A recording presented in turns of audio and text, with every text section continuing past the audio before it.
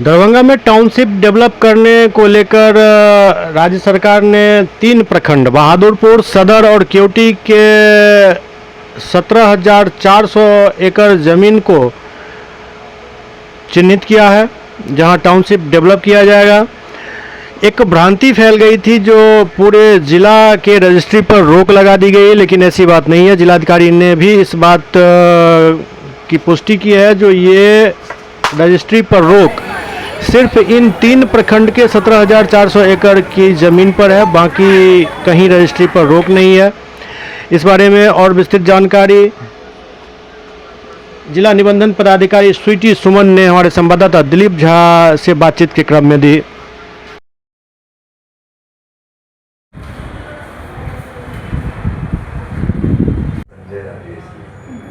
जी madam, सरकार का जो निर्देश आया है टाउनशिप निर्भर किस किस एरिया को जमीन बिक्री पर में प्रतिबंध लगाया गया है?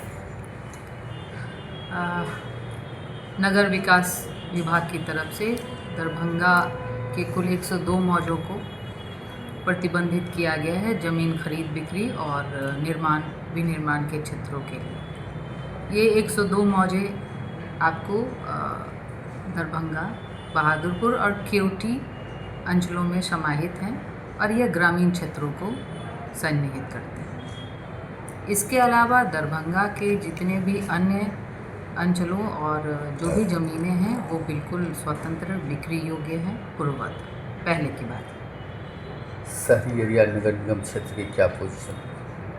जो सूची हम लोग को उपलब्ध करवाई गई है उसमें शहरी क्षेत्र का कोई भी मौजा या मोहल्ला शामिल नहीं। किस किस अंचल में कितने पंचायत को लिया गया है? इसकी विवरणी हम लोगों ने अंचल अधिकारियों से भी पत्र लिखा है, वो प्राप्त होने के बाद आप लोग को उपलब्ध करा पाएंगे। अभी हमारे पास मौजों की सूची है, वो 102 मौजे हैं जो 3 अंचलों को टच कर रहे हैं, दरभंगा, बहादुरपुर और केवटी। बात करें अंचल की तो 3 अंचल है, इसमें बहादुरपुर, केवटी और दरभंगा किस किस लोकेशन के मौजे पर पाबंदी लगी है? लोकेशन उसमें डिफाइंड है। 102 मौजे हैं तो वो विभिन्न लोकेशनों में आएंगे। इसके लिए आपको नगर विकास की तरफ से मानचित्र भी उपलब्ध कराया गया है और कोर और स्पेशल जोन्स को क्लियरली डिमार्केट किया गया है। दरभंगा एम्स का निर्माण हो रहा है, दूसरी तरफ केवटी की तरफ एयरपोर्ट है, क्या इनके आसपास के एरिया पे भी पाबंदी लगी है? जो मानचित्र उपलब्ध करवाए गए हैं उसमें टाउनशिप डेवलपमेंट इस प्रकार से किया गया है कि इंफ्रास्ट्रक्चर फैसिलिटीज़ बेहतर हो, तो आपका एक्सपेंशन ये सेंट्रल बिजनेस डिस्ट्रिक्ट से स्टार्ट होते हुए आपका दरभंगा एयरपोर्ट है वहाँ तक एक्सपेंड हो रहा है। अगर बात करें ये जो प्लान है वो टोटल कितने एरिया का प्लान है ये? It's going to be 17,400 acres the special area including the core zone. Core zone के अच्छा इंक्लूडिंग है। The core areas is about 1,600 acres. Thank you. Thank you. देखा जा रहा है जो आपने 3 अंचल में जमीन रजिस्ट्री पर में रोक लगाया गया है, ये क्या रोक लगाया है? कितनों पंचायत में इस तरह से क्या? इसमें जो राजस्व ग्राम जो मास्टर प्लान में है उस राजस्व ग्राम में ज़मीन खरीद बिक्री पर रोक लगी है।